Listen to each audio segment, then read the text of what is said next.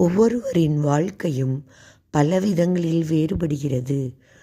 இவர்கள் அனுபவிக்கும் ஒவ்வொரு துன்பமும் நல்ல செயல்களும் அவர்களின் முன்ஜென்மத்தில் புரிந்த பிராப்த கர்மாவே ஆகும்.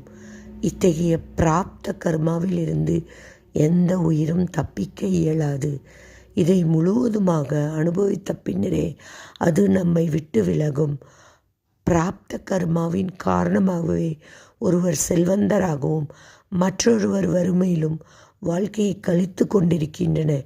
இத்தகைய வேறுபாடுகளும் ஏற்றத்தாழ்வுகளும் நாம் சந்திக்கும் ஒவ்வொருவரிடமும் பலவிதங்களில் இருக்கிறது.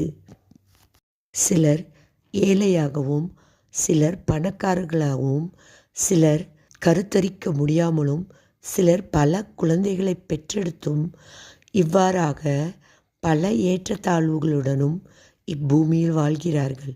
சிலர் நில சுவான்தாரர்களாகவும், சிலர் ஜமீன்தார்களாகவும், சிலர் பிரபுக்களாகவும், சமூகத்தில் உயர்ந்த அந்தஸ்தில் இருப்பவர்களாகவும், தங்களிடம் கணக்கிட முயலாத அளவுக்கு செல்வம் குவித்தலாலும், வசதிகள் இல்லை என்றாலும் தகுந்த வயதில் திருமணமாகியும், சிலருக்கு வசதிகள் இருந்தும் திருமணம் ஆகாமலும் வாழ்கிறார்கள்.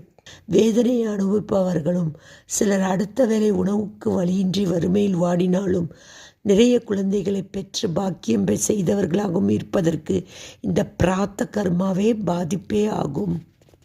பலரின் இன்ப துன்பம் இரண்டுமே மாயையின் லீலைகள். பனிக்காலத்தில் நம் கண்களில் காணும் பொருட்களின் மீது பனித்திரை சூழ்ந்து மூடியிருக்கும். அதை போன்ற உண்மை நிலையை, அதாவது சத்தியத்தை நாம் அறிய விளையும் போது இன்பம் துன்பம் என்ற மாயின் திரைகள் சத்தியத்தை மறைத்து அது நம் கண்களுக்கு புலப்படாமல் இருக்கும். நமக்கு சந்தோஷம் அளிக்கக்கூடியது என்று நினைத்து கொண்டிருக்கிறோமோ அவை அனைத்தும் நமக்கு நிரந்தரமாக மகிழ்ச்சி அளிக்கக்கூடியவை அல்ல. மனதில் தோன்றும் ஆசைகளே இன்ப துன்பத்திற்கு வழிவகுக்கிறது. நமது மனம் பரிந்து விரிந்த கடலை போன்றது.